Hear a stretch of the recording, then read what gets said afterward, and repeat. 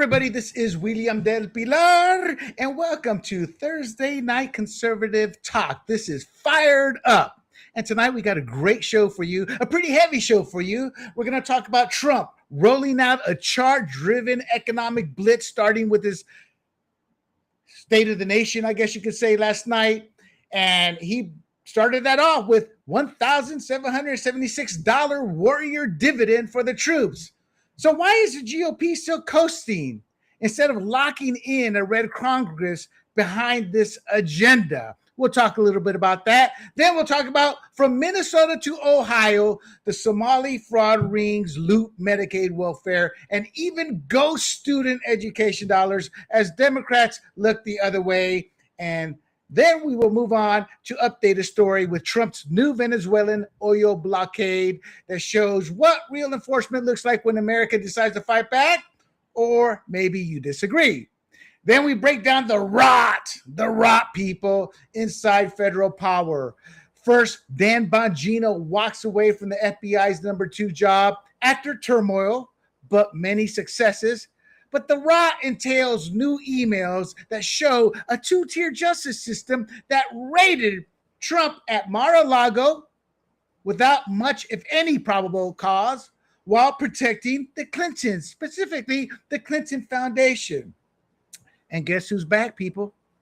Elon Musk. That's right, Elon Musk. He of the future third party called the American Party that kind of went nowhere from the get-go. But that said, we welcome him back into the GOP, and his midterm money forces the question, though.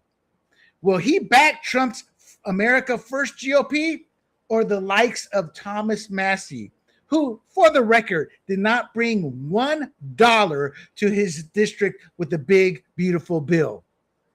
And yet he, like Ron Paul and Justin Amash previously, enriches himself on the libertarian circuit. Fired up, no spin, no filter, hard-hitting conservative debate. We hope you tune in for the whole show. Hey, and bring the questions and comments. We welcome them all. So let me bring the panel in. But before I bring the panel, I want to welcome our 4th panelist. Usually it's a 3-man show, but we have a 4th panelist tonight. He is the directly elected mayor of the city of Vista, California, right down the road from me. He is the Honorable John Franklin, homeowner, business owner, employer, and now candidate for the San Diego County Board of Supervisors, District 5. John Franklin is in the house tonight, and we're going to hear from him as well. So let me bring in the panel here. And Mr. Franklin, welcome aboard to Fired Up. William, thanks for having me. Well, before we go on, tell us a little bit about yourself, your campaign, why you're running, and the obstacles you're going to be facing. Well, being mayor is the best job you can have in politics. Everybody loves the mayor. Doesn't matter what party you're in. It's a great job. You're the cheerleader for your city. So a lot of people have asked me, why would you want to quit being the mayor? The answer is I don't. The truth is mayors across California cannot do their job because of statewide policies and, important, because of policies being made by our county board of supervisors. The county controls the mental health system. They control the funding for the district attorney's office, the sheriff's office. They control the plans for new jail facilities. And right now, as a thought for a topic, the cities are being denied access to the jails. If we can't put nonviolent criminals in jail pending trial and they refuse to show up in court, how do we bring them to trial? How do we keep our communities safe? How do we eliminate the growing multitudes of homeless encampments? The answer is mayors can't do their job effectively without a county that supports them. And most people don't even realize what the county government is and how it supports our cities. But that's why I'm running for the Board of Supervisors, is so that future mayors of Vista and my colleagues who are mayors of Oceanside, Escondido, and San Marcos can be successful in their missions for cleaner, safer communities. As you're saying that, I'm picturing you as one of the old style 1800 politicians on the train going from town to town. That was a great opening. That's a great opening. Thank you, John. A couple of points here, a couple of questions here real quick. I don't want to spend too much time because I want to bring you on to the Fired Up California. But I did not realize till tonight, or maybe I knew, I just forgot, there's 660,000 constituents in your district. That's know? right. San Diego County would be one of the larger states in the union if it was a state unto itself. It's a big representative area, and what happens in San Diego County really matters, not only to California, but to the rest of the country. We're a border community. My city is 50 minutes away from the border. We have a lot of cross-border trade and a lot of impacts from illegal immigration. And so national policy really affects us right here at home. Oh, yes, it does. And a second point for the audience, I don't know where San Diego County Board of Supervisors stood across the nation, but when I held the debates for the 2016, where your predecessor Jim Desmond was involved in and won, we had like I want to say like a $1 or $2 billion surplus. It's gone. My one question to you here: is there any hope we can get back to a surplus, because it's a Democrat controlled board? So I mean, and they've created programs that are perpetual, meaning it's going to take more and more money. Is there any hope for San Diego from that perspective? Well, there is, but it's going to take some leadership from a true fiscal conservative. So we went from billion-dollar surpluses to now we're at $138.5 million deficit because we received $1.4 billion from the Joe Biden ARPA, which was the pandemic relief plan. And we used that money in San Diego County, or I should say the county did, to hire 2,500 new employees. 2,000 of whom are in positions that didn't exist before, or I should say job billets that didn't exist before. At the same time, we increased staffing by 13.2% in our county. Population hemorrhaged. We lost 20,000 residents of our county. Now, why in the world, when you have a falling population, would you be growing staffing by 13%? When that one-time county money ran out, did they right size and did they say, well, the money's gone and the money to pay people that we hired is gone? No, they decided to continue to employ those people. And now the plan is to raise $1 billion in new taxes. And voters in California and San Diego County are going to face a blizzard of new tax proposals. And you won't believe when you hear the things that are being proposed, including new property taxes, including sales tax increases as much as 2% when added up. And the most odious of all, a thing called a transfer tax, which is literally a sales tax on your home. They passed this on the ballot in other parts, most notably recently in Los Angeles, and now they're proposing to do it here. It could cost you $50,000 or more when you sell your house. It's outrageous. It's another attack on affordability. It's the war on the poor and middle class in our state, and somebody's got to stand up to fight these people. Wow, man. I mean, you went from it's like I'm thinking Downer John here, man. That's some terrible news there. Like, well, wow. It's not all down. Look, we're got the best weather in the world. We've got one of the best places in America to live. There's no doubt about it. This is a beautiful place. And I talk to people every day, business leaders and community leaders and working people who say, this is where my family is. I own my home here and I was raised here. I'm not leaving. And that's the way we feel. We're going to fight for this place that we love, the most beautiful, most pristine place on earth, and one of the best places in America. We're not leaving. We're not going to run away. We're going to fight. Outstanding. And G and Annette, for the audience who you probably forgotten, but they're also elected officials. They're not in any races this year, but I'm sure they know what John is going through.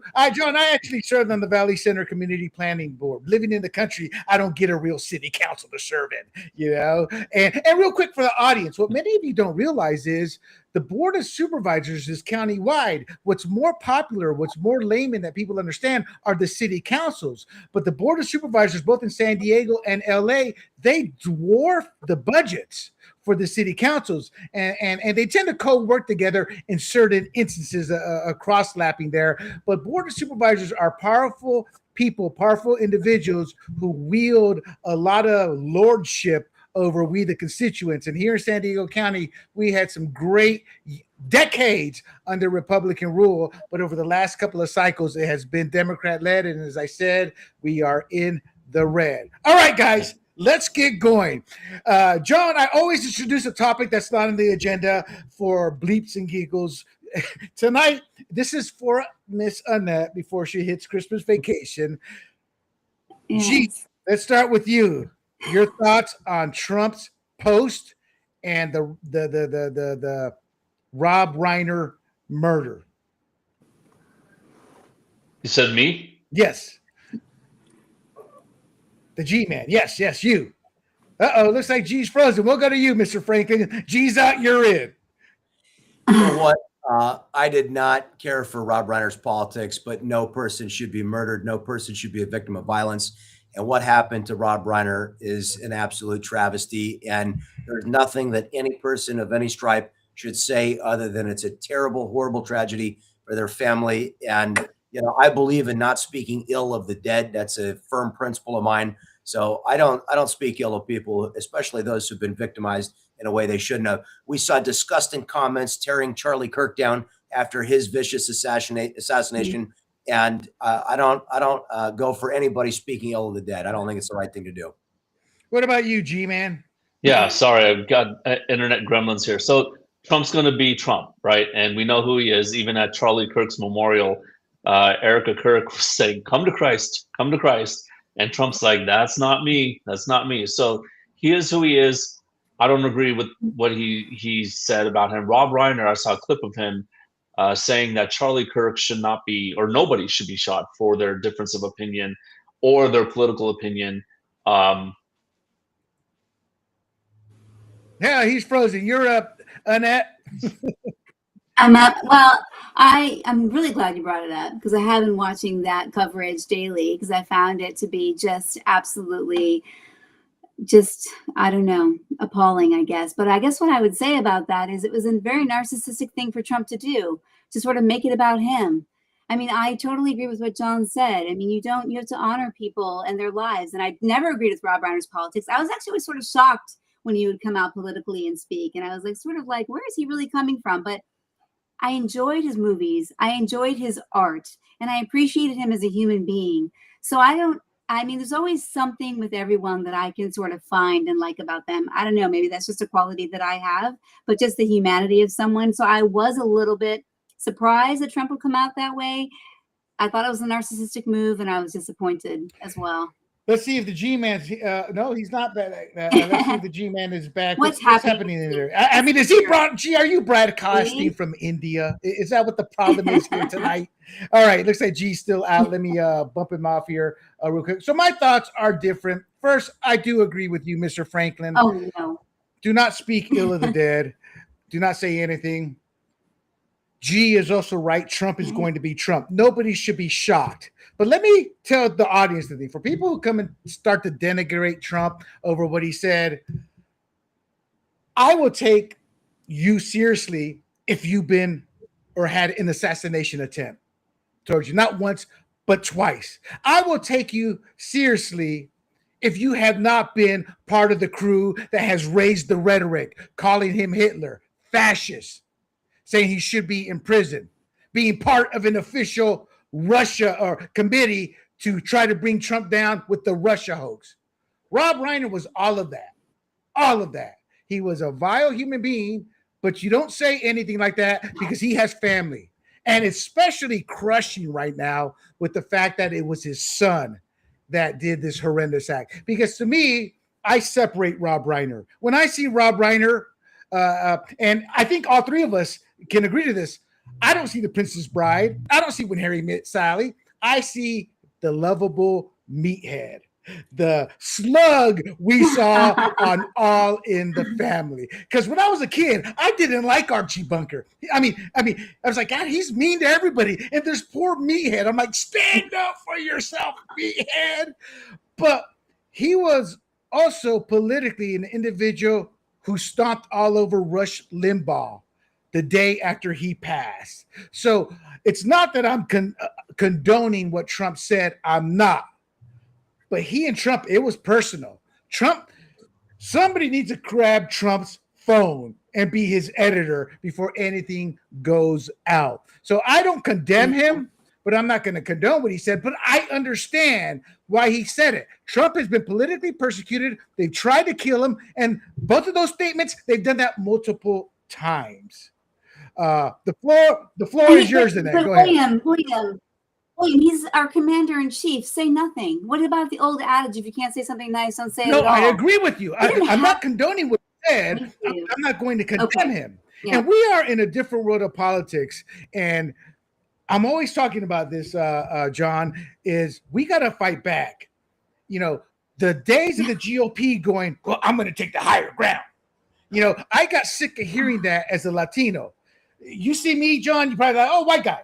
I am a Latino. And I know Annette's probably tired of hearing this. My grandmother's Afro-Caribbean. My mother's Korean because we have Asian in us in terms of our looks. We are the ultimate family. So I got involved because I got tired of that. I go, hey, we Latinos, we're diverse. We're not short and brown.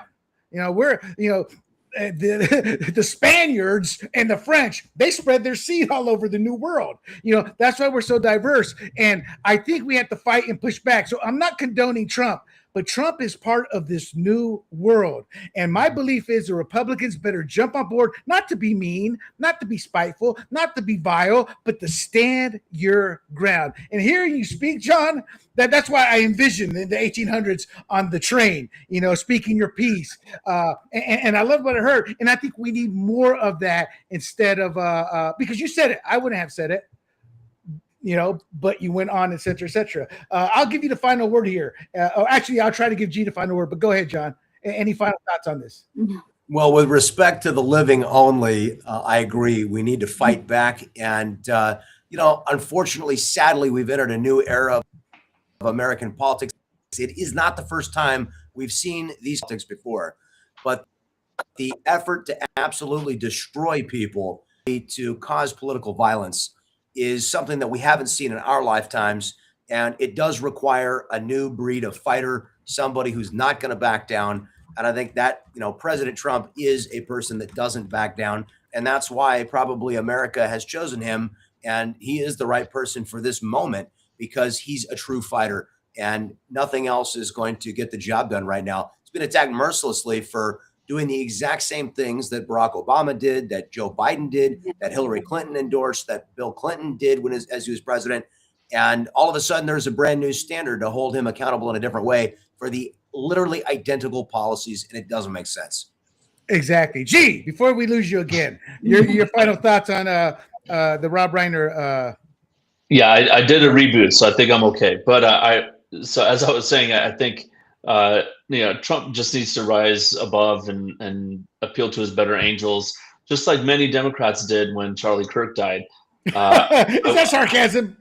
No, I'm saying many Democrats, not all, because what I was going to say is, you know, I'm not ready to put up my AOC 2028 poster yet, but I do think that a lot of Democrats need to look in the mirror and go, well, a lot of us on our side actually celebrated Charlie Kirk's death, calling him whatever they called him, and that was not right either. So on both sides, it's not right. We should, and you know, Rob Reiner didn't die because of a political opinion. He probably died because he was telling his son, hey, get off drugs and be a decent human being.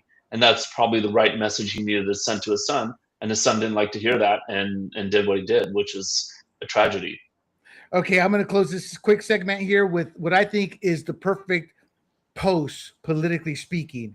And it comes from an Econogate, and it says Rob Reiner, and I truly believe this because this has been brought up more than once, and I think any parent will agree to this. Rob Reiner should have focused on being a better father instead of a Trump deranged activist. He put all that energy into screaming about Trump 24/7 when that energy should have been put into making strong, meaningful bonds with his children and ensuring their well-being and growth. But he was a typical, I'm not going to read the rest, but I think that's a fair take on the situation, maybe a little bit on the heavy-handed side, but I think it's a fair take because the more that's coming out, his son was in rehab at the age of 14. Reports say 15, but he in his own words said 14. It was just having to live in the shadow of not only your father, but Carl Reiner. You know, that's kind of tough for a Hollywood kid. But I've never not met a parent who has a troubled son or daughter and they've stopped what they're doing. They've resigned. They've moved on. I got to take care of my family. And I think he put so much effort into his TDS literally when all that energy could have been focused on his son. And in reading the reports, there are some articles out there that are well written. One, I can't remember the author, but in essence, he was saying Rob was really working hard, but he also sensed Rob was doing it to find peace within himself more than his son, in the sense of Rob realized what his son had become. And when they were doing the special, you know, so God bless Rob Reiner. He will always be meathead to me. Nobody should die like they did, especially at the hands of your own loved ones. And I don't condemn Trump, but Trump should have shut the bleep up in this instant. And I don't think anybody on the panel here would disagree. And the only pass I will give Trump is we haven't been shot at and tried to kill not once but twice, and we haven't been tried to be politically persecuted, have our empire taken away, and to be put in jail for many years. And with that, I get the last word. So let us move on. So Reuters, is that how you say it, G? Reuters? Reuters. Reuters. How I hear it. Reuters and Ipsos polling shows there's a fight right now. There's a tough fight in terms of the midterms coming up. Generic polling, and G and I, John, G and I in the net, we've been like, hey, the Republicans need to get on board with this campaigning on affordability. The Democrats may be creating a false narrative with the messaging, but there are truly affordability issues with the young. And it seems like Trump kicked off the 2026 midterms with his speech last night. So what I'm going to do is let's start on with just take a few seconds to give me your initial thoughts, and I'm going to bring some charts up, and we'll talk about the charts, and we'll move it along. You guys have notes I've sent there. Feel free to tap into those, but I'm going to pull the charts up so we can discuss it from that perspective. G, before we lose you, let's go to you, then we'll get Mr. Franklin, and then we'll go to Annette. Go ahead, G.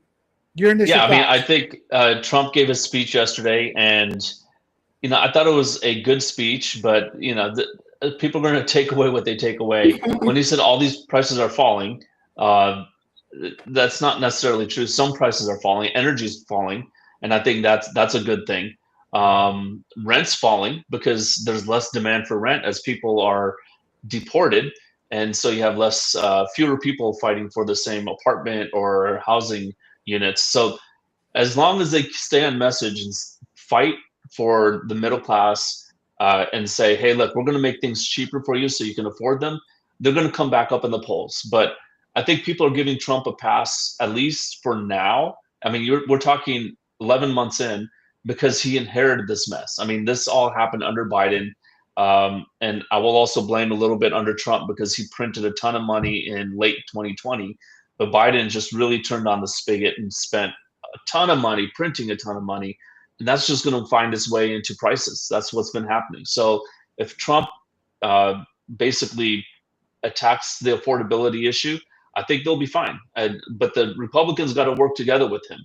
And I think there's some weak-kneed Republicans who are saying, well, maybe the Democrats have a point. And that's concerning to me. Those guys will not win re-election. Actually, G, I don't want to push back, but I guess I'm going to push back a little bit. Those Republicans, they're in those pretty much split districts. So I chastise them, but I understand. But there's a time you got to put a line in the sand. The party needs you. Trump can back you in the campaign, but I understand their situation. John, when you see this poll here, this from Reuters, Ipsos, I got to be honest. I'm like, that's not bad at all. Because usually the party that's not in power tends to rake it in during the midterms. And this shows a tight race.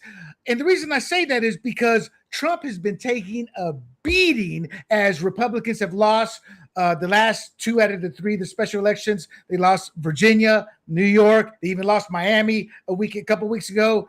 They won Tennessee. So to sit there and see the Democrats generic only 4 ahead, and they pulled within the last month. They've gone from 1 point ahead to 4. So they are increasing it. But you're in a race that's going to be decided in 2026 as well. So what's your take when you see this, the household bills, which party is a better policy? Your overall general take? Well, I'm glad that some of these issues like immigration and crime are issues that are playing out at the municipal level. We don't have the challenge at the county level of solving the healthcare problem. But, I can't ever forget what Paul Harvey said. He said, if you think healthcare is expensive now, wait until it's free. And he was right. We didn't have these significant affordability challenges that were at the top of the minds of Americans before we started trying to make it free. And all these subsidies, most Americans don't even realize the subsidies are pretty new within the last 4 years. How did we survive 4 years ago? The cost, I see this as a mayor. Insurance companies come to us. We provide healthcare for about 300 employees of the city of Vista. And for the last 7 or 8 years, we've seen 20% year over year increases. They are totally untenable in the cost of healthcare. We need more transparency in the pricing. We need to allow association healthcare plans. We need more options for Americans that are other than government cram downs. And yeah, insurance companies need to be held accountable by Congress, by the administration, but the efforts to make it free have not made it free, and they haven't made it cheaper. So I think we need to focus on free market policies that we know make goods and services cheaper. That is correct. That is correct. Case in point with the free in the military, you go to a local clinic. I forget what they called them when I was been so many years since I was in there, but they'd be in to get out of work. They'd be in for sniffles. They'd be in for anything because it was free. But when you have to pay for it, you're not going to go in for some basic stuff. You're going to go in for when you need it. And there's some truth to the supply and demand and keeping and charging for certain things. Because with everything free, it's flooding the system, and there's just not enough doctors. Annette, I got the chart here, 36%, which is pretty much the same one there. But look at if you can see the gray there, 16% undecided. Your overall thoughts? Well, I guess my overall thoughts were, we talked about it with Miami last week. I mean, there's, I think, a large group of people that are just very disenchanted and don't really understand what's happening under Trump. And I think that they're not really coming out to vote, or they're not coming out to participate. They're not engaged. There's like a disassociation happening as well. And honestly, in the places I've lived and the people that I talk to, because I teach, students in all different states about healthcare, there's no place I've seen Obamacare more prevalent than in California. And it is the prices are outrageous here, I think, because of exactly what John was describing with, it's really not a free market. So that's all I have to say about that. Oh, it's not a free market at all. I can take my own. We went from 3,000 year one, right before Obamacare, to 15,000 annually. I think 2 weeks ago, and then I said monthly, I meant annually. 3,000 a year for a great PPO, to 15,000 to get the equivalent of that PPO. John, here are some of the factors that individuals are looking at. We've been harping about the cost of living for a few weeks now that the Republicans need to jump on, and that's polling at 44%. Democratic values, 25, immigration, 16, and crime, 6. As somebody who's in a race, how do you interpret this?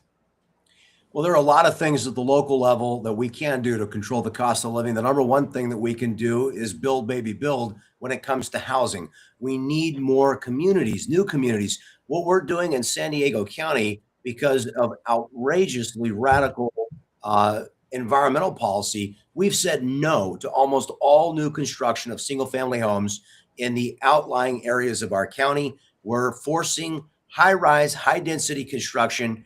And I always ask people, I go, did it get cheaper to live in New York City or Boston or San Francisco? High rise, high density is always the most expensive housing you can live in. Yet it's what our leftist politicians are forcing on us here in California.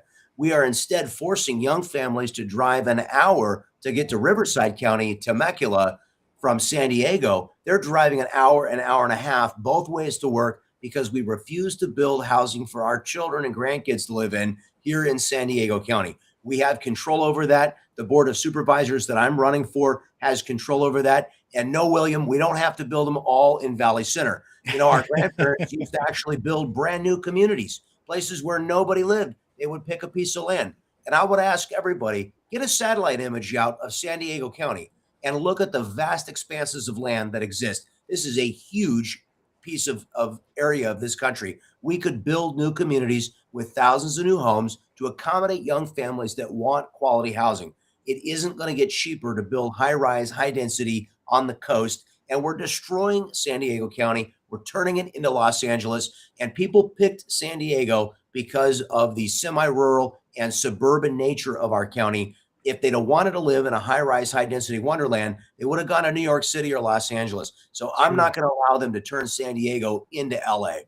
True. And what you're referring to, John, I believe is SB 71, where they can designate a public transportation. It could be just a bus stop, and they designate it as I forget the term, but a major spot for that hub, and boom, they can, without the locals' permission, throw up a 6-story home. Think about that. Your residential neighborhood and a 6-story building right smack dab in the middle.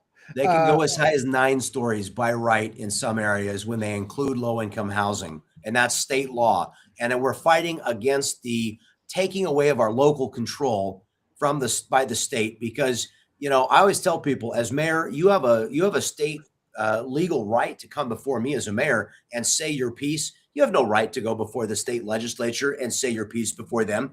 The decisions are best that are made local, in the hands of local control. Let me tell you, when 300 people show up to our council chambers and they're against a local building project, that means a lot to us as a city council. But you never get that opportunity with your state. And that's why, the out of control YIMBYism that says build them high and build them tight, that's not going to create more affordability. And that's the problem I have, is it's fundamentally dishonest to voters. They're saying that is going to create more affordability, but it didn't create more affordability literally anywhere it's ever been tried. True. And for the audience, think of a 6-story building, all the people living there. And what do the developers get away with not having to build or create? Parking. That's parking. Right. Where it's a nightmare. G, your thoughts on this when you look at this? I know what you're going to jump on because you've been preaching it for the last month. Well, I'm going to jump on the healthcare because that was the biggest item on the previous slide, because we talked about housing, but healthcare. I mean, look, the Republicans are in the primary debates in 2008, 2012, and then Trump against Hillary in 2016. They're all saying erase the lines between the states, make the pool bigger. That will drive premiums down. And I'm going to attack the Republicans on this. You guys need to do that. I mean, that is the major part of the solution. Make the pools bigger so they're not bound by the state or by employer. But now Blue Cross Blue Shield wants to basically have a pool of everybody across the country. They can do that, and that will lower our premiums, and it's not higher because of one state versus another. So if they did that, I don't think anybody would be fighting to keep Obamacare, because what Obamacare is doing is it's just forcing everyone into one of the health plans. And the pool is a pool of one family. That's it. Family of 5. Your premium is going to be what your premium is. It's way too expensive. So now the federal government's going to come in and bail you out and say, we got the rich guy paying for that. Don't worry about it. That's not the solution. So if they come out with a reasonable plan to do that next year, I mean, I think the Republicans would enhance the majorities in the House and maybe even the Senate if they did that, because they're actually saying you're not just criticizing Obamacare, you're actually providing a common sense alternative solution to what the actual problem is. And that's what the Democrats are proposing, is what you said, just more taxes, the subsidize this and to pay for it. And you're right, 38%. I don't want to digress, but I just can't help think of who I never cared for. I read his books. He was a terrible politician, and that is John McCain.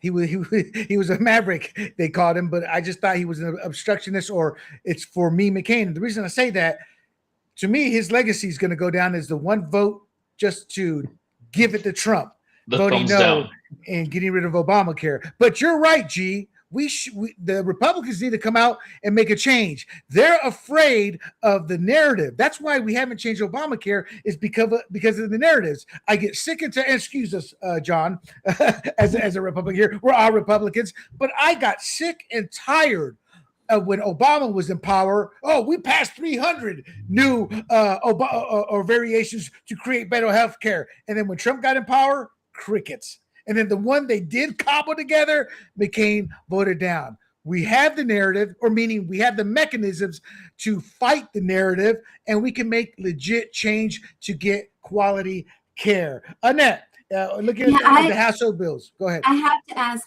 John a question. Can I? John, no, I'm kidding. Go ahead. I know this is really actually important to me as someone who moved to San Diego 10 years ago.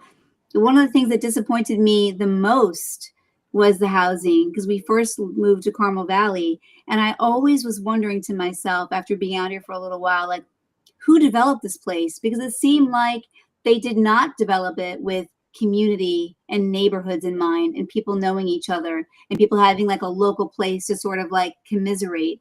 So I hope that because I think you're right. I think that because my daughter lives in New York City, I do think that high density housing is also has a whole load of problems and is not the right way. You know, you want to have single family homes for people to have their families and community. But I really do hope that as you're talking about that and as developers are looking at all of that like open land where they could develop it, that they do think about what it takes to have a community and like put those together thoughtfully. I'm not sure that happened. It just doesn't, coming from the East Coast, it didn't, and the Midwest, where I grew up in the Midwest and then moved to the East Coast with Bill. And I've lived out here for 10 years now. And I'm always just like, who did this and what were they thinking? And then I've always wondered about San Diego as a city itself. I think it was like maybe like a Navy town or something. There was a town for, the military town, Right. That sort of like became maybe something else. But it has been a fascinating thing that I would love to learn more about, because I think it is important to have communities where people can know each other and care about your neighbor. When you care about your neighbor and your local politics, I do think that then those communities thrive, and then there's an outpouring from that. Okay, so what's your specific question though for John? My question is, how are they going to be able to do that thoughtfully? What has been happening up to now that it's become that you have these developments that just seem like they're just thrown up and just random, and they don't, and the school systems that's surrounding it aren't usually very good. Actually, they got a plan. Go ahead, John. I'll tell you where you don't find a great sense of community is high rise, high density. No one knows each other. People in New York and LA, they don't know their neighbors. And in fact, what we've got is we've got one group of people that wants to encourage a society of renters. And renters are highly transient. They move around. They're not committed to one locality. It's when people invest in a home and they own a home, their kids go to school there, they build a business in that community. That's when people develop investment. The other group of people that aren't able to build community are the people that are driving 90 minutes to work, and then to get home again. Those people don't have time to participate in community. So again, we need to allow single family home ownership. It is the core of the American dream to own a home in this country. And if we ever forget that, then like Reagan said, we'll be a nation gone under. Listen, there's no way to retire with dignity in America if you don't own your home by the time you retire. It is something we should be teaching our children and grandchildren. And, George W. Bush was derided when he talked about the great ownership society. But I absolutely believe we should be teaching and encouraging young people to invest in a home. They should start early with whatever they can afford. Get on the escalator, I call it, of home ownership. As people move into my neighborhood who are paying double what I paid for my house just 10 years ago, I marvel and I ask myself, could I afford to live in the neighborhood I live in now if I had to buy today? But then I look at my neighbors who bought 10 years before I did and paid half as much, and the ones who bought in the 80s who paid $100,000 for their home. Inflation is another topic, and we could talk about it. But the reality is you got to get on that escalator. Home ownership creates a sturdy society, and it creates that sense of community that you're longing for. People got to participate in the Little League, in the Chamber of Commerce, and other things. That's what creates community.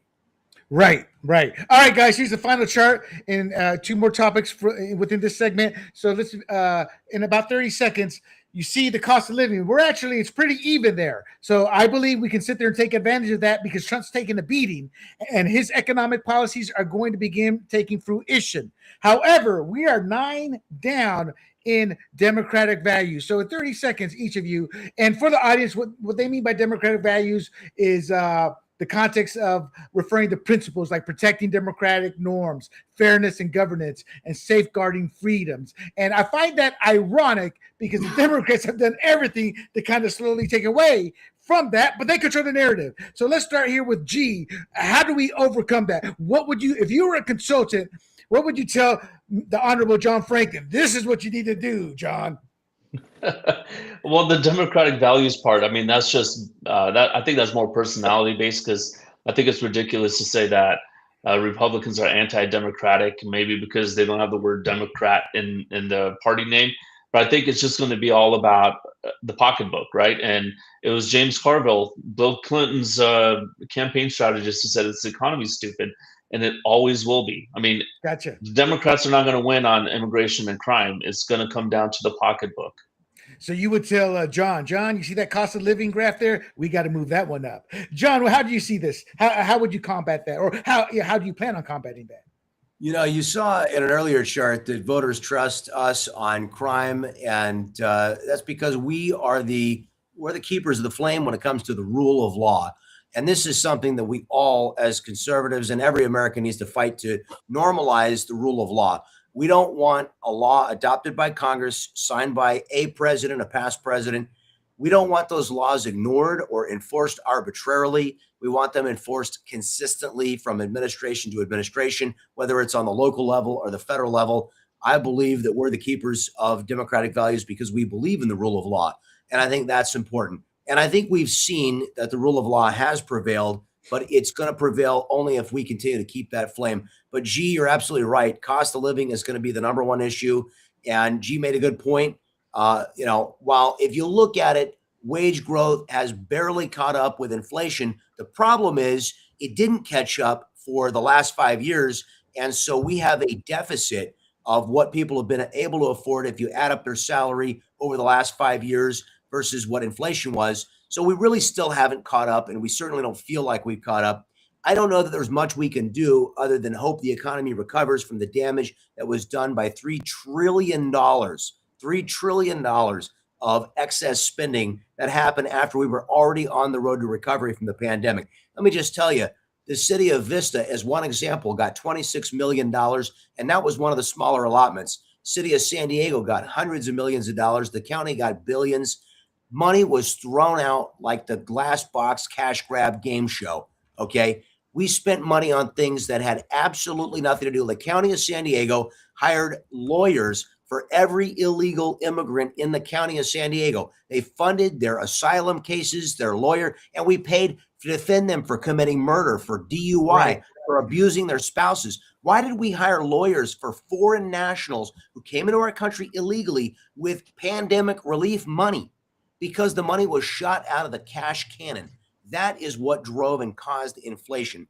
One of the things we have to effectively message is what caused the economic crisis that we're in now. Why are we suffering this cost of living crisis? Because of the cash cannon. If you want to get out of a hole, stop digging. Thankfully, Right. we have stopped digging, but until we've stopped for a while, the hole's not going to fill itself in overnight. But it's starting to fill itself in. And, this is about what mom and dad have to tell the kids. Hey, when we're in a fiscal crisis, we got to tighten the belt. We've got to normalize. Right. We've got to stop spending. If we do that over a sustained period of time and we're fiscally responsible, we will right the economic ship. But it's not going to happen overnight. I wish it would.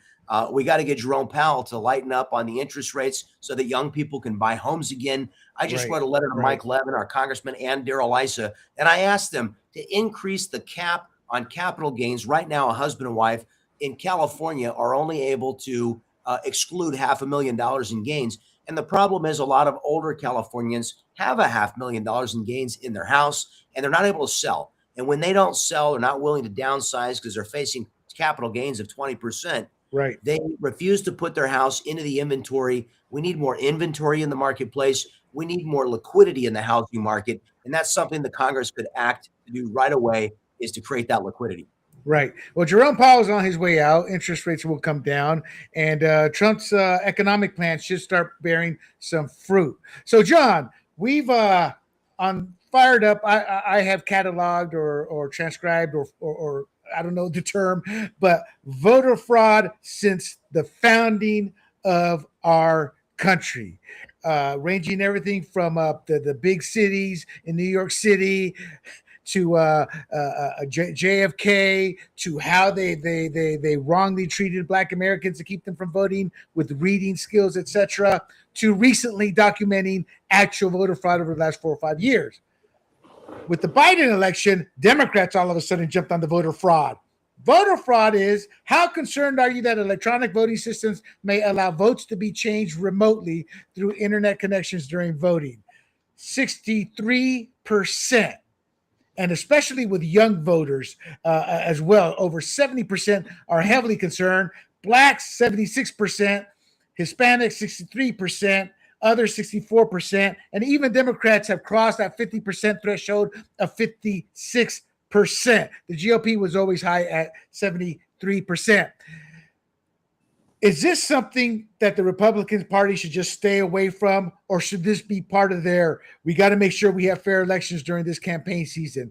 John, if you could give us that in 30 seconds, and the other, and that and G, the same. Every American deserves to have confidence in our voting system. That's why I'm fighting for the voter ID initiative. I've been out collecting signatures myself. We've got to get this qualified. 75% of Californians believe we should have voter ID, and 36 states already have voter ID laws. It makes sense. Everybody's able to get an ID, and the state will pay for one for those who can't afford it. We need voter ID in California. That is true. G-Man, give me your 30-second spiel. You pretend you're running for office.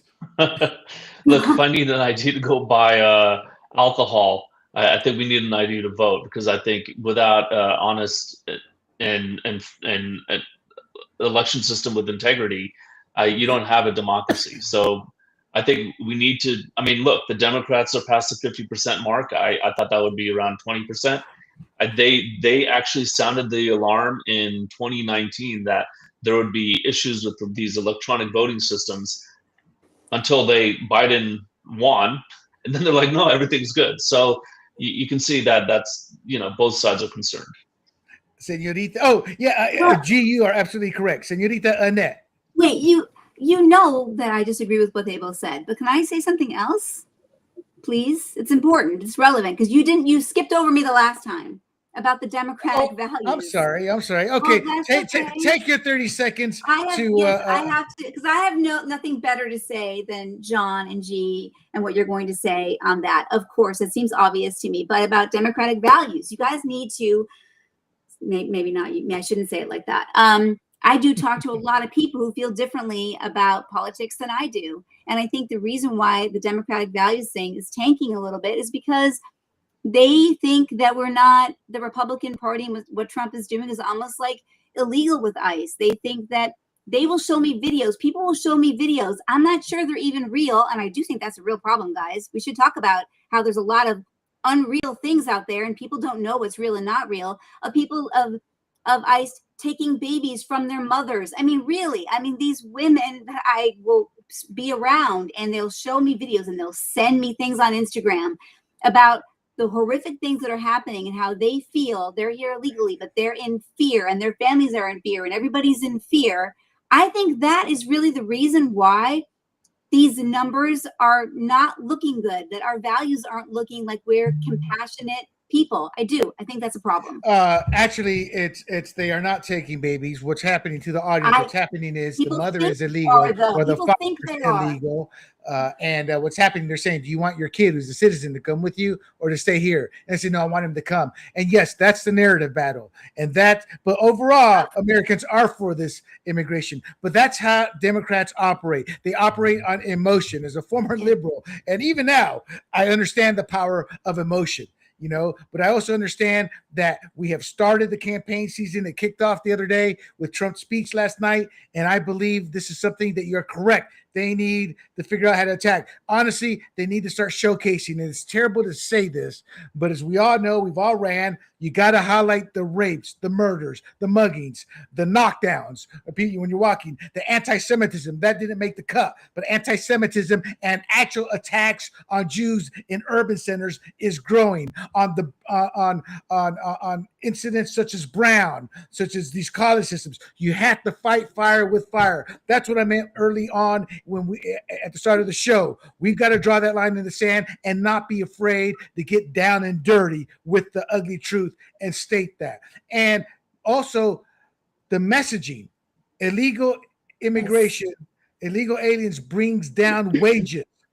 It also is destroying the swath of responsibility and accountability that young girls and boys will learn by working at McDonald's, showing up on time, getting those burgers out to the customer on time. So we have to do a better job with our narratives. As far as I'm concerned, John said it best. We've got to have voter ID. To the audience, if you get a chance, and John, if you haven't seen this video, you need to look up Ami Horowitz, AMI Horowitz. He's got this great video who the panel has seen of him talking to young liberals. Well, why don't they need voter ID? Well, they don't have access to the internet. They may not know where the DMV is. Then Ami went to Harlem and showed them the video. And one guy, I love saying this, looked around. Is this candid camera? He couldn't believe the videos he was seeing. And another individual who was black says, yeah, the DMV's right down there, and spit out the address. So we need to have videos like that. We need to take the messaging. Oh God, I'm going to digress, and we're running tight on time. John, I gotta ask you this question. I am a historian when it comes to things politics.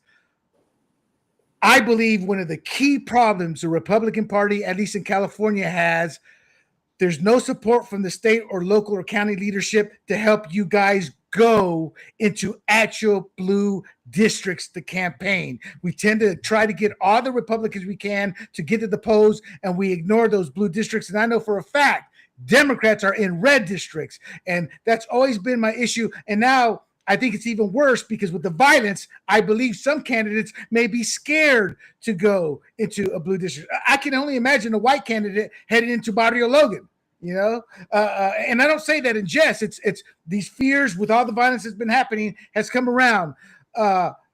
Your thoughts on my take? We need to develop candidates from every community that share our values. Wall Street Journal's poll last year says more than 50% of Latinos are voting Republican now. Let me a message to Republicans about the Republican Party.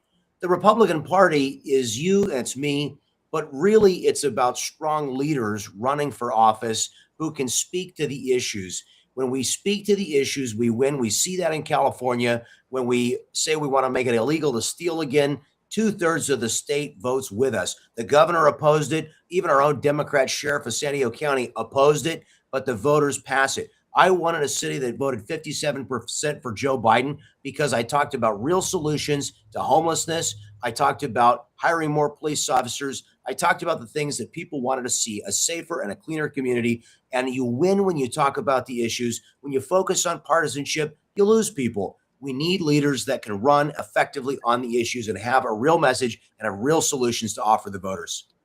I agree. I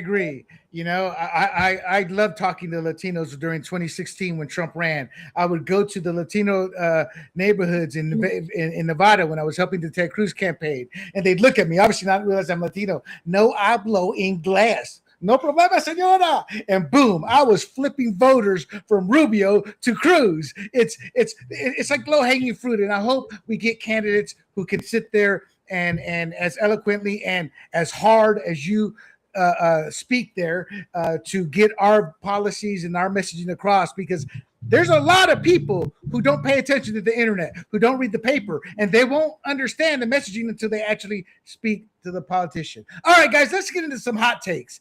I want to start with the Somali. I don't want to spend a lot of time on Somali, so just a take or two.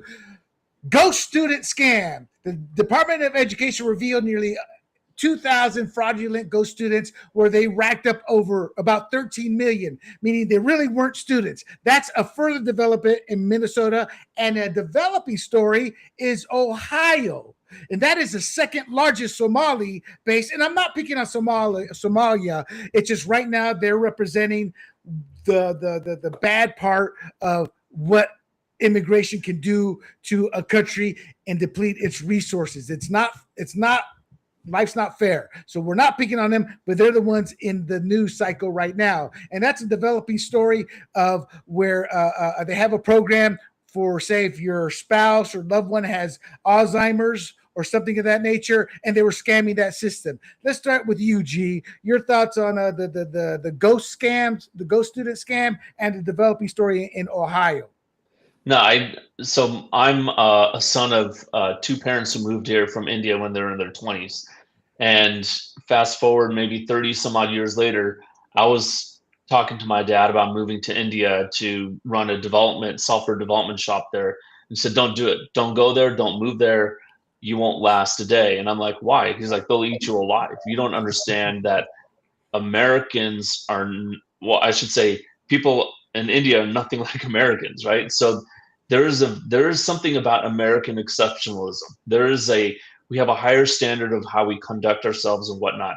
And a lot of times when you bring people from other countries, if they don't go, okay, we're going to assimilate, then Mhm. they'll look at these systems here and go, man, this is so easy to take advantage of. And that's what's happening, right? So they're taking advantage of this and saying, oh, here's a loophole. Let's pretend that, this person's sick and they're going to the doctor, and this doctor, we've already got them in our back pocket to write a prescription or whatnot, and collect all this money from our taxes, and run this racket, and then go out and buy a Beamer. And this is done on our dime, right? This is not Minnesota money. This is federal money. This is money we are all paying into the system. So Right. I think we just need to be really careful of who we have running these systems, and make sure that they, I would think that they need to be citizens. I mean, I don't know what's happening over there, but at least as a citizen, you understand what America is about, and you have some sense of American exceptionalism.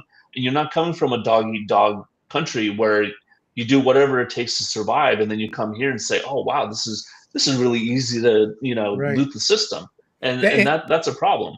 And G, you're absolutely right. And John Mehet Cook, she happens to actually be of Indian descent. She did stress that it's not the entire Somali community, but the criminal actors exploiting one of the easiest Medicaid systems. We don't have guardrails, and that got shaky when Clinton got into office. It started the guardrails started to go south. And my take is simple: you got to tighten those up, you got to expel it, but also I'm not going to let the Somali community, I'm not going to let in Koreatown, in Chinatown, in any community, when all these crimes happen, they don't want to cooperate. So we need to do something to change the mentality. Your thoughts? We have a $38 trillion national deficit now. We shouldn't be funding college tuition or other services for people who are not our countrymen, not citizens of our country. We can't afford it. We're now spending $1.5 trillion a year that we don't have. We're growing the national debt faster than ever, not just because of accumulating interest, but because of overspending our revenues. And what's terrifying is we have people in Congress who subscribe to modern monetary theory, which in very short parlance says it doesn't matter if we spend into debt. We can create fiat currency. We can print more. We can use quantitative easing. These things are what create inflation. They're what destabilize our economy. If we're going to have a stable economy, we've got to begin to control the growth in government spending. Are we going to cut our way to solve the national debt? Probably not. We all know that. But could we control the growth of federal spending as a smaller percentage of the growth of our economy? The economy needs to grow faster than federal budgets increase. That's a simple concept every American ought to be able to get behind. But here's the final thought. We need to have accountability and oversight at the federal level and at the county level, where I'm running for, where a lot of billions of dollars of federal money is being spent by the county of San Diego on federal Medicaid, Medicare programs. These programs need oversight to ensure they're not being defrauded. The American people deserve confidence that their tax dollars are not being ripped off. That's a simple thought we ought to all be able to support. I agree. And it seems at times that your predecessor there, Jim Desmond's the only one who seems to be calling this stuff out. Much to my disappointment with Joel Anderson, who I love, by the way. But sometimes I'm like, come on, Joe, you got to speak up, And then, as the conscience on this panel, you always have me going after John. Is that really fair? And can I just say that I love John? I'm always going to vote for you, John. You're just amazing. Every time John, she's saying, don't be a bully to her. I love hearing that. So, Annette, as the conscience of this panel, yes, do we have to do, as John says, shut some of this down? And I agree with John. Or is there a way to find balance to help people in actual need? Well, you know what? I know you're going to agree when I say this to you, William, that I have to get smarter, because I just came out of one of my daughters getting out of school, and I have a daughter currently in school, and I cannot figure out. I was reading about these ghost loans, and I cannot figure out how they were able to finagle getting the money. They give the money right to the school. Okay, so yes, I guess somehow they were getting then the extra that was the refunds. I couldn't really, I was like, wait a minute, I have been through this now with 4 of my daughters, with one currently in Wisconsin. How did how did they figure that out? It didn't really make sense to me. And I had to say, I was like, wow, that's pretty, I'm pretty It tends to be impressed. paperwork drills. It's paperwork drills, and they're able to circumvent But the there's paperwork drills people at times. in the financial offices of all these institutions that you have to talk to, and you have to have, seriously. No. I'm just smiling, my sweet Annette. Government workers, university workers. These aren't necessarily the most voracious go-getters you get. They tend, and I have no shame saying it because I worked in that industry. That's why I say it. Some of the worst workers I ever worked with were social service workers, because in their heart, I'm helping the poor, I'm helping this, but they were the ones coming late, leaving early, making excuses, and they rationalized it away by, I'm helping the poor, and it was one of the most disgusting sights. And I worked in that industry for like 8 years, and that was after the military. Okay, so let's move on here. They did help me. Go ahead. They did help me, and I do think that that's important. And they helped get our girls to college, and I'm very, very grateful for that. I mean, I guess you could ask the question, and Charlie Kirk, this is what the first day I met him, asked me that question, like, why are you even sending your girls to college? So here we did all these things to get our girls to college, and so it's a really good. Should it be that expensive? Should it be that difficult that we had to, take on some loans and do these things with Pell Grants and do all these things to try to get our girls through 4 years of education? I thought it was important because it took me 10 years to get my college degree, and I worked really hard for it. And I'm like, I want to make it a little easier on my daughters. However, Charlie had some good points when he brought that up to me. It made me sort of really think hard about the value of a college education. Right. So go ahead. Sorry, I don't know how they got that money, but I wasn't able to figure that out. They got it. A reminder to the panel: it's a lightning round here. Oh, sorry. All right. The Trump's armada is surrounding Venezuela. Let's cut to the chase. Trump is practicing the Monroe Doctrine here, but he also is demanding for America to get its retribution through the assets that were stolen. For those of you guys not aware, it started in the 70s, but it really ramped up to literally almost everything American that dealt with the oil fields was literally taken by Maduro. So these American corporations, their oil rigs, the oil leases they had, everything they had paid into that was theirs, worked through with contract with the government, was taken. And Trump is using that as the basis. I've been silent most of this episode, but on this, I'm going to sit there and say, not in my backyard. This is our hemisphere. We used to control the South China Sea. We ceded that, and China is devastating right now in terms of what it's doing to the China Sea and controlling it and terrorizing. We don't do that, but we need to control our hemisphere. I think this blockade is just there to speed up the process of getting Maduro out of power. And I think that will happen before the end of Trump's reign. If it doesn't happen, then this has been nothing but a colossal waste. And my final caveat before I give it to the audience here, there is something that y'all may not be aware of unless you served in the United States Navy. There is something called the Unitas cruise. And that is where America works with Caribbean, Central American, and South American navies.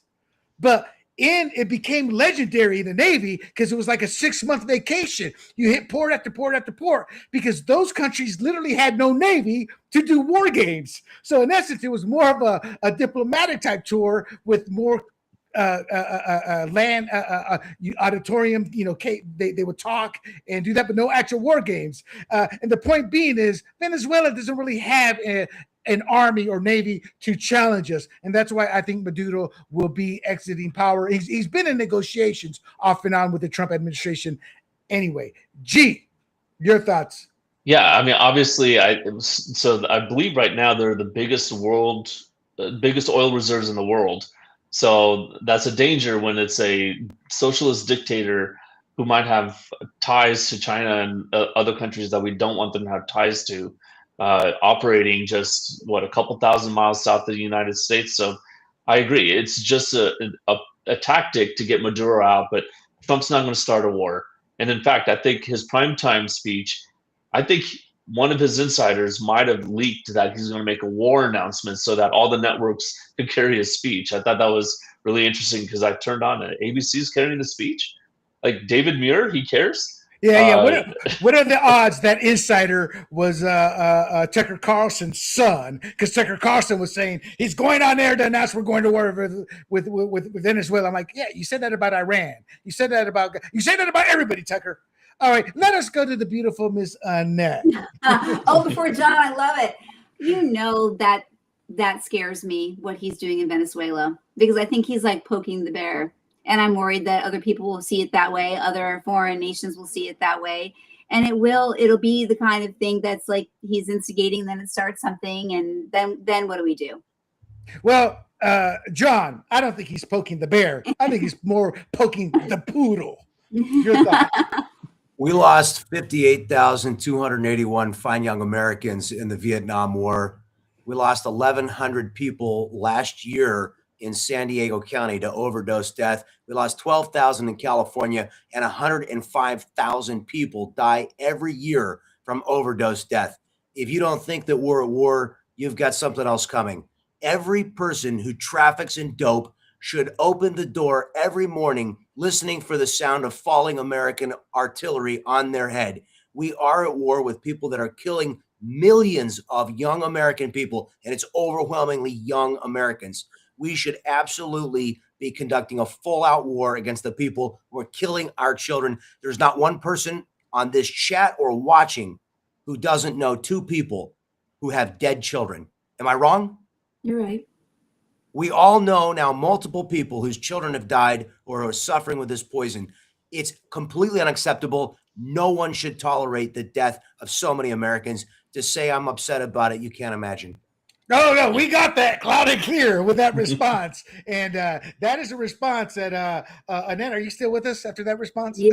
Well, John, do you feel the same way about Mexico and Colombia? I mean, that's not. Well, guys, I apologize. That's If you're great selling question. dope, you should be looking for something coming from above, in my Gotcha. opinion. There you go. So let's move on here with that. Newly released emails show FBI agents warning they did not have solid probable cause to raid President Trump's Mar-a-Lago.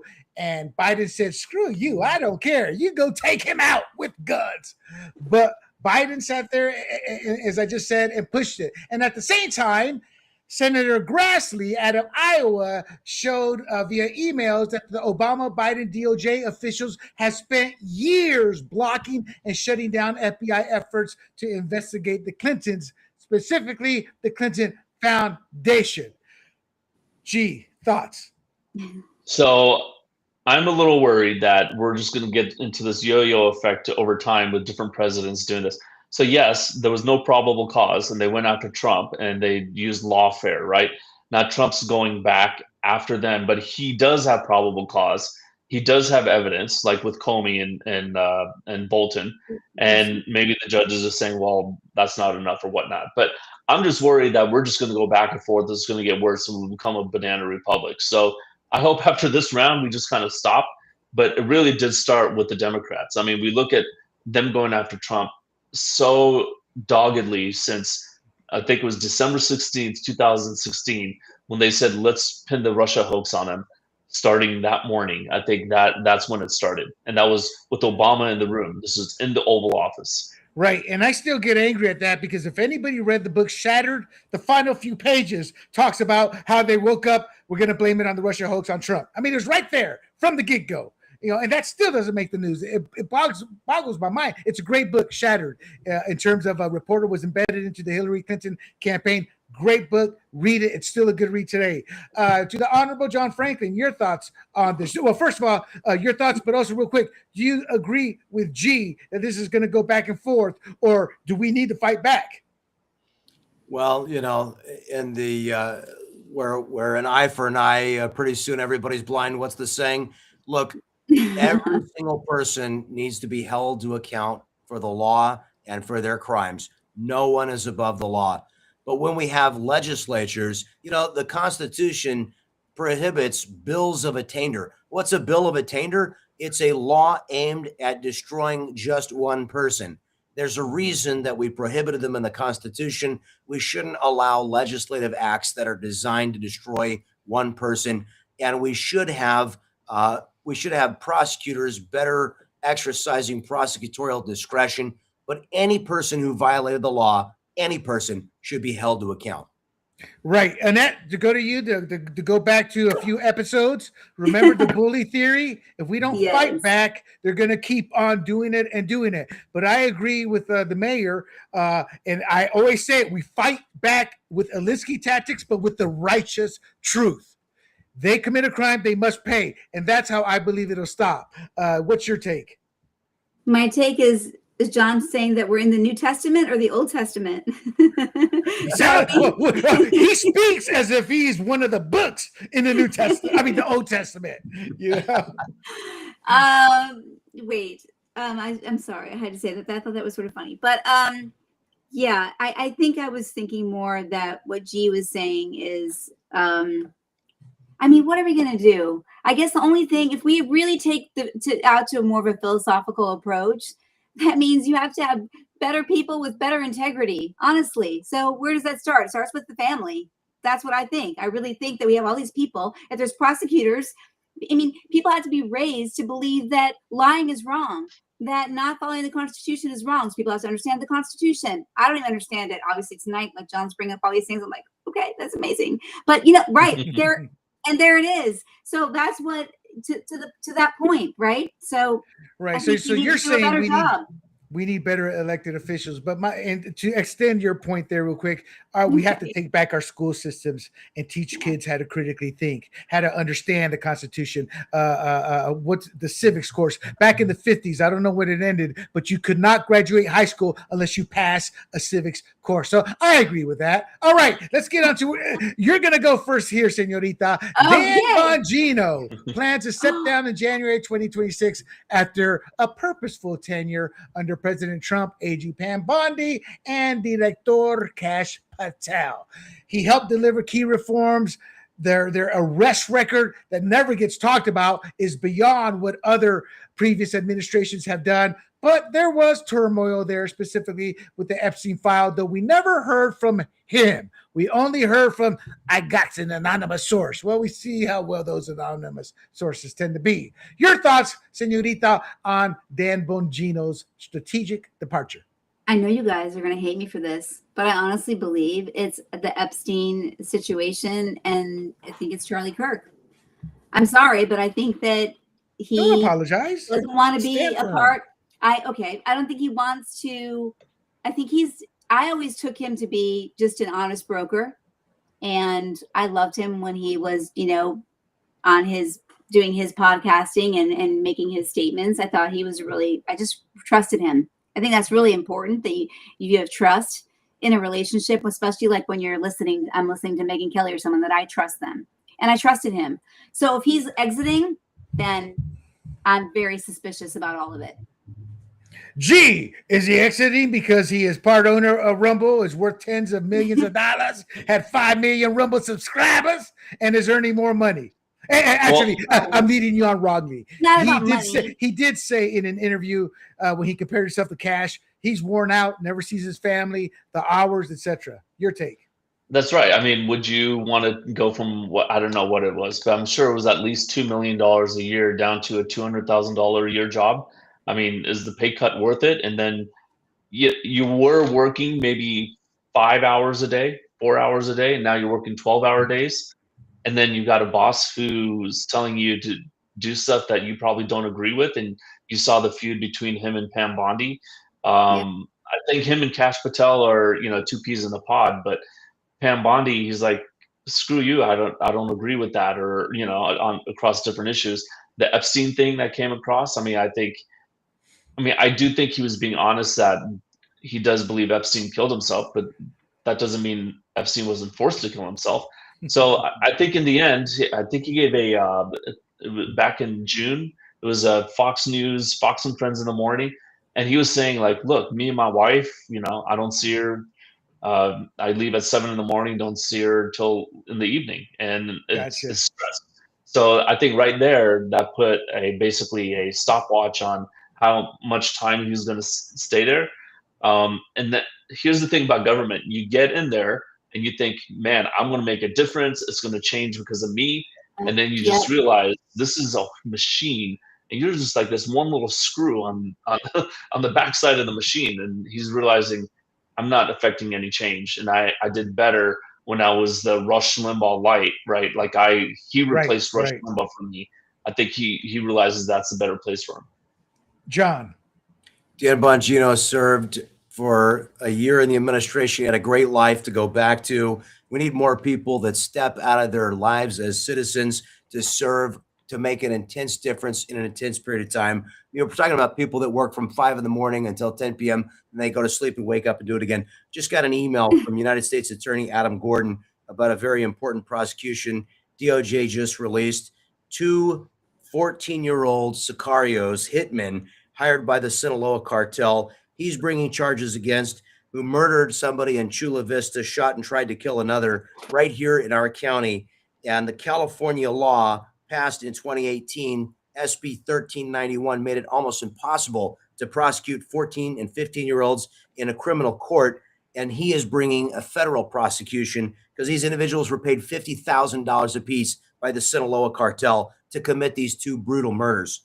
Our laws and the policies that we make in California have caused the Sinaloa cartel to hire teenagers to commit vicious, violent crimes right here in San Diego County. It's disgusting. I'm glad that President Trump and Adam Gordon, our U.S. attorney, are bringing this prosecution. And this tells you, and this is something scary that a lot of people in San Diego County don't realize, exactly how much cartel violence and murder is happening right here in our county. It happens in Vista. I've had Sinaloa cartel members that we've raided their houses here in Vista. It's unfortunate, but it's a reality. We have real criminal problems here, international cross-border drug trade and murder. We need serious people. They're serious about stopping crime. We got to have more people that believe in law and order and are willing to stand up to these violent criminals. I agree. To push back a little bit, G, going back to my previous life in fantasy and doing radio and things like that, doing this podcast, Dan Bongino is not working 4 hours a day. He's pumping 8, 10, 12, 16 hours a day, prepping for that show, researching, talking to his contacts. The one downside I will say about him is I don't think he was qualified for the job. He was a Secret Service agent. He was never management. He was never administration. And then he became the number 2 man. I think I'm speculating, but maybe he got overwhelmed.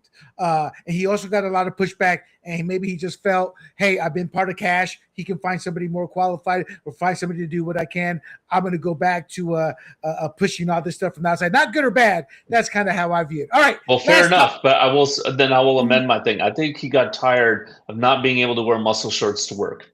There you go. All right. Final topic. The American Party. Rest in peace. That was Elon Musk's X attempt to create a third party challenge. He's back in the fold. Simple question, guys. He does think differently from America First.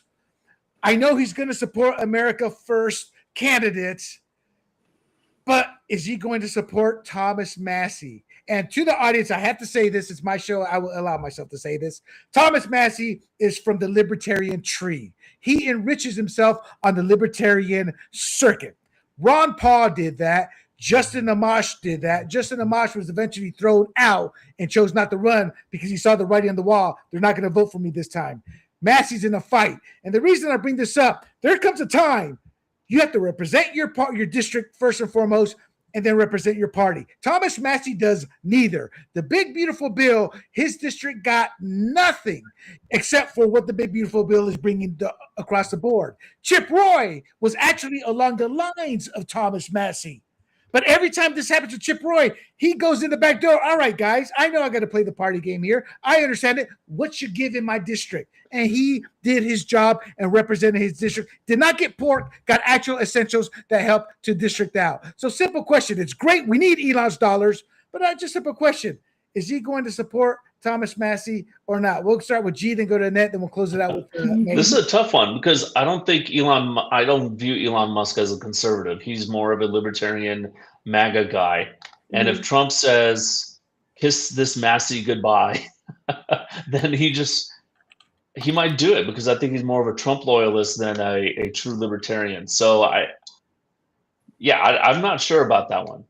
Okay, So, Annette, Now, keep in mind, let me throw a little wrench in here. Elon Musk is still hoping the federal government will revisit tax rebates for EVs, and he's got SpaceX going public. There's a lot of moving parts here with Elon that would do much better with Trump's support. So, what do you think he'll do? America first or support Libertarian Massey? No, I think he won't. I think he will. No, I think he's going to look at his needs first. So that would mean we're not supporting him. Senor Franklin, your thoughts? Elon Musk has not contributed to Thomas Massey in the past. He's contributed directly to a lot of congressional Republicans. I don't expect to see him support him in the future.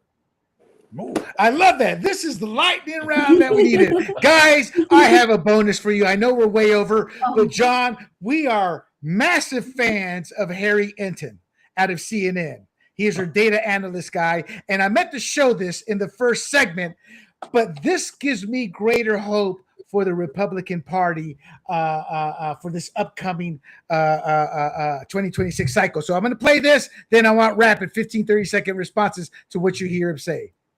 And if you imitate him, it's a really good workout, too. There you go.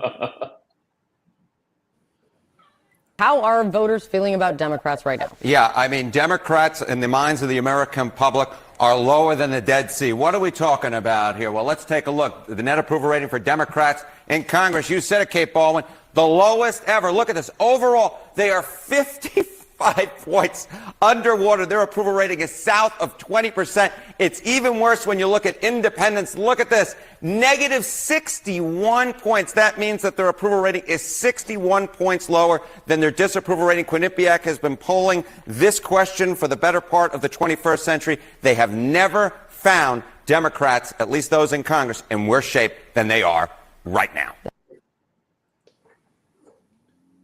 Annette, Wow. your thoughts on that? Democrats are underwater. I'm going to make it 15 seconds or less. I'm shocked. Oh, wow. Ooh, straight to the point. G, your thoughts? They don't have a message. I'm not shocked. They don't have a message. What's their message? We can do it better? Like, do what better? Mayor John Franklin, I have a specific question for you on this. The Democratic Party, the American people are not leaving the Democratic Party. The Democratic Party is leaving the American people behind with its outrageous policies, transgender, men in the women's bathrooms, all kinds of nonsense, and just vitriolic, overly socialist rhetoric. The policies of advancing the interests of people who are not Americans over Americans. The Democrats need to look at who their core constituency is, and they need to develop policies, let alone a message that actually address the needs of Americans. Question to you. How does a California state Republican that has been shedding red districts everywhere since the turn of the century use this to win back some ground? We have a lot of good Republicans. Darrell Issa here locally. We've got David Valadao up in the Central Valley. We've got Ken Calvert, who've been winning in Democrat districts for many years because, again, they focus on the issues. They work hard to represent their constituents. And I expect to see us continue to win some of the districts that Gavin Newsom tried to steal through his gerrymandering scheme. We're going to hold them because people trust these congresspeople to continue to do their jobs and to serve them. And because the people the Democrats are putting up on the other side, their politics are outrageous. They're not acceptable alternatives to the Republicans that are doing a good job representing them today. Thank you, sir. And before we go, real quick, in 30 seconds, where can they find you, Mayor, to help with your campaign or to find out more about you? And we will post all his information in the description as well. Go to mayorfranklin.com. Oh, wow. That's pretty easy. Mayorfranklin.com. And there you have it, my friends. This was a great episode of Fired Up, your source for Thursday Night Conservative Talk. Do not forget, you can find us on Rumble, YouTube, Apple, Spotify, y Pandora under the handle Grumblings Media. I am William Del Pilar. Thank you, Mayor John Franklin, for showing up. And to Annette Ross, thank you before heading on out to your Christmas vacation. And G, you and I guess we don't have lives. We're stuck here in California, San Diego. To everybody else, we shall see you